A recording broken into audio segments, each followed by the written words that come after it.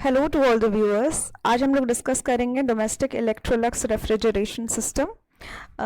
REC में और भी टॉपिक्स से रिलेटेड अगर आप लोगों को कोई भी लेक्चर्स या वीडियोस चाहिए होगा, जो भी आप लोगों के इंजीनियरिंग या डिप्लोमा लेवल का जो भी सिलेबस है वो आपको इस चैनल में प्रोवाइड किया जाएगा। तो अगर आप लोगों ने अब तक सब्सक्राइब नहीं किया है तो आप लोग सब्सक्राइब कर सकते हैं ताकि आप लोगों को आगे की वीडियोज़ की नोटिफिकेशन मिलती रहे। स्टार्ट करते हैं with the domestic electrolux refrigeration system, जिसे हम लोग इलेक्ट्रोलक्स रेफ्रिजरेशन सिस्टम भी कहते हैं। मतलब इसके साथ एक घरेलू भी लगा दिया गया डोमेस्टिक, बट अगर इसके कंप्लीट नाम की बात करें तो वो एक इलेक्ट्रोलक्स रेफ्रिजरेशन सिस्टम ही कहलाता है। ये एक प्रकार का 3 फ्लूइड रेफ्रिजरेशन सिस्टम है। 3 फ्लूइड कैसा होता है ये हम लोग समझते हैं अभी। पहले तो बात करते हैं ये 3 द्रव्य कौन से हैं जो इसमें यूज़ किए जाते हैं। पहला होता है अमोनिया, दूसरा होता है हाइड्रोजन और तीसरा होता है हमारा वाटर। ये 3 कॉम्बिनेशन यूज़ किए जाते हैं हमारे कंप्लीट रेफ्रिजरेशन सिस्टम बनाने के, जिसमें अमोनिया जो होता है वो एक रेफ्रिजरेंट का काम करता है। हाइड्रोजन जो होता है वो भी एक प्रकार के रेफ्रिजरेंट का काम करता है, लेकिन ये इवेपोरेटिव जो रेट होता है, रेट ऑफ इवेपोरेशन, उसको इंक्रीज़ करता है। मतलब मेन काम अमोनिया का है, इसने बस रेट ऑफ इवेपोरेशन को इंक्रीज़ किया है। और एक वाटर जो होता है वो हमारा सॉल्वेंट या एब्जॉर्बर के रूप में काम आता है। अगर आपको ये सब अभी समझ नहीं आया तो परेशान मत होइए, क्योंकि आगे के वीडियो लेक्चर्स में जब हम लोग डायग्राम के थ्रू इसको समझेंगे तो आसानी से समझ में आ जाएगा। देखते हैं, ये हिंदी में लिखा हुआ है, आप लोग चाहें तो उनका एक स्क्रीनशॉट ले सकते हैं। नेक्स्ट हम लोग देखते हैं प्रिंसिपल क्या होता है। जिस सिद्धांत पे हमारा इलेक्ट्रोलक्स रेफ्रिजरेशन सिस्टम काम करता है वो हम लोग समझते हैं।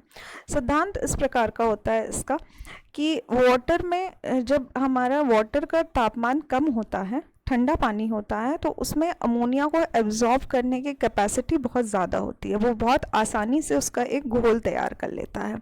अगर इस घोल में हाइड्रोजन को मिला दिया जाए तो हाइड्रोजन पानी के साथ या अमोनिया के साथ कोई रिएक्शन शो नहीं करता है, लेकिन ये अमोनिया के रेट ऑफ इवेपोरेशन को एक प्रकार से बढ़ा देता है।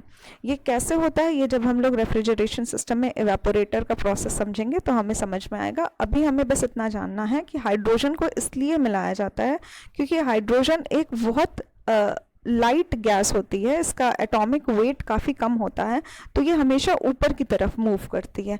किसी भी जगह पे जब ये स्टोर होती है तो ये हमेशा वेपर्स के फॉर्म में ऊपर की तरफ मूव करती है और साथ ही अमोनिया को भी अपने साथ ऊपर की तरफ मूव करवाती है। तो इस प्रकार से जो इवेपोरेशन रेट है उसमें काफ़ी वृद्धि हो जाती है, क्योंकि अमोनिया भी ऊपर की तरफ वेपर्स के फॉर्म में एक अपवर्ड मोशन शो करता है। इस प्रकार से ये कंप्लीट प्रोसेस रेफ्रिजरेशन सिस्टम का तैयार हो जाता है। समझते हैं इसको हम लोग एक डायग्राम के थ्रू। जैसे कि हम लोग एक डायग्राम देख सकते हैं, ये एक रेफ्रिजरेशन सिस्टम का डायग्राम है, लेकिन इसमें किसी भी प्रकार के कोई मूविंग एलिमेंट का यूज़ नहीं किया गया है। मूविंग एलिमेंट का मतलब ये है कि जैसे कि किसी भी प्रकार का कोई टरबाइन या पंप यूज़ नहीं किया जाता है। ये सिर्फ अपने ग्रेविटी से फ्लो करता है एक जगह से दूसरी जगह पे। ग्रेविटी का अर्थ ये है कि कोई भी चीज़ जब ऊपर की तरफ अपवर्ड मोशन शो करती है तो अपवर्ड में उसको जो भी पाइपलाइन मिलती है वो उसमें फ्लो कर जाती है। इस तरह से जब गुरुत्वाकर्षण के कारण ग्रेविटी को एक ध्यान में रखते हुए जब फ्लो होता है, कंप्लीट मोशन किया जाता है, तो वो हमारा ऑटोमेटिक ग्रेविटी फ्लो कहलाता है, जिसमें हम लोगों को एक एक्स्ट्रा कोई सिस्टम लगाने की ज़रूरत नहीं पड़ती। जैसे एक्स्ट्रा कोई पंप लगाने की ज़रूरत नहीं पड़ती, हमारा सिस्टम ऑटोमेटिक अपना फ्लो बनाए रखता है। समझते हैं इसको कैसे होता है ये प्रोसेस। सबसे पहले अगर हम लोग बात करते हैं तो हम लोग देख सकते हैं कि यहाँ पे एक जनरेटर है। जनरेटर में एक बर्नर लगा हुआ है। बर्नर का काम यहाँ पे ये है कि वो हीट को प्रोवाइड कर रहा है, हीट देता है हमारे जनरेटर में, जिससे कि हमारा जनरेटर हमेशा गर्म रहता है। जनरेटर में हमारा वाटर है, वाटर के साथ साथ अमोनिया प्रेजेंट है, तो वाटर और अमोनिया का मिक्सचर है। क्योंकि जब पानी गर्म होता है तो उसमें अमोनिया को एब्जॉर्ब करने की शक्ति कम हो जाती है, तो अमोनिया वेपर बन के हमारे रेक्टिफायर से पास करता है। ग्रीन कलर का हम लोग देख सकते हैं कि रेक्टिफायर है। रेक्टिफायर एक प्रकार का सेपरेटर होता है जो अमोनिया को अमोनिया में से जो भी वाटर वेपर अगर बच गया हो तो उसको अलग कर देता है, और प्योर अमोनिया जो होता है वो हमारा कंडेंसर में जाता है।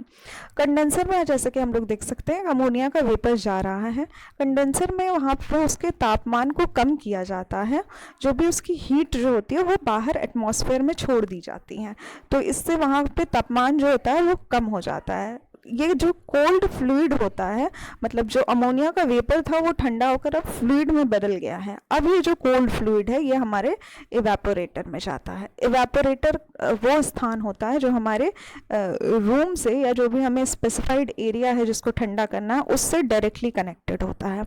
ये वो स्थान है जहाँ पे अमोनिया को फिर से वेपर में बदलना है कमरे की हीट लेकर।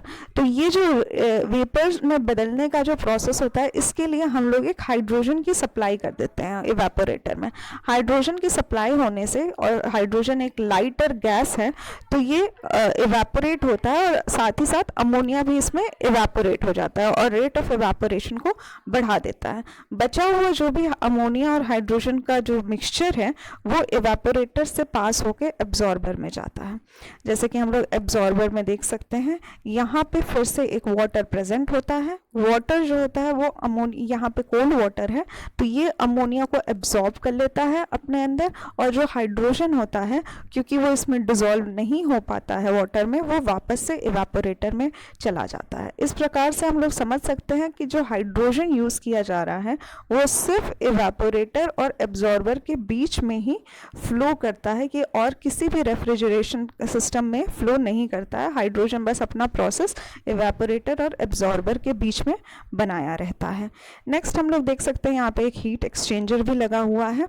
जैसे कि एब्जॉर्बर में जो वाटर, कोल्ड वाटर और अमोनिया का मिक्सचर प्रेजेंट है वो अब वापस से अगर हमारे जनरेटर में फ्लो करता है तो वो ठंडा होता है, और इसके साथ एक वीक सॉल्यूशन हीट एक्सचेंजर में ऊपर की तरफ जा रहा होता है। दोनों की मिक्सिंग करवाई जाती है जिससे कि हमारा जनरेटर में पहुंचने से पहले ही मिक्सचर थोड़ा सा गर्म हो जाए। ये एक प्रकार का एफिशिएंसी बढ़ाने का प्रोसेस है। ये ना भी लगाया जाए, ये ऑप्शनल है एक प्रकार का, ना भी लगाया जाए तो भी हमारा सिस्टम वर्क करेगा, लेकिन सिस्टम की एफिशिएंसी को बढ़ाने के लिए हम लोग जनरेटर से पहले ही इसको थोड़ी सी हीट दे देते हैं वाटर और अमोनिया के सिस्टम को।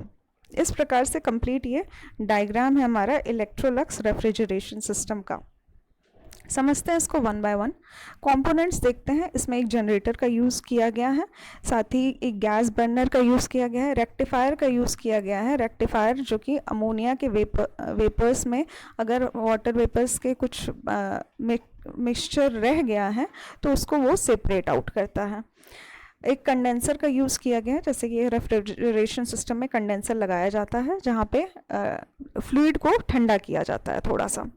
देन आता है हमारा इवेपोरेटर जो कम्प्लीटली कनेक्टेड होता है हमारे स्पेसिफाइड सिस्टम से, जिससे हम लोगों को कूल करना है तो वो इवेपोरेटर वहाँ पे अपना काम करता है। इसके साथ ही एक एब्जॉर्बर होता है जो कि जिसमें वाटर हमारा एज अ सॉल्वेंट प्रेजेंट होता है, और साथ ही अमोनिया और हाइड्रोजन भी इसमें मिक्सचर एब्जॉर्ब होते हैं।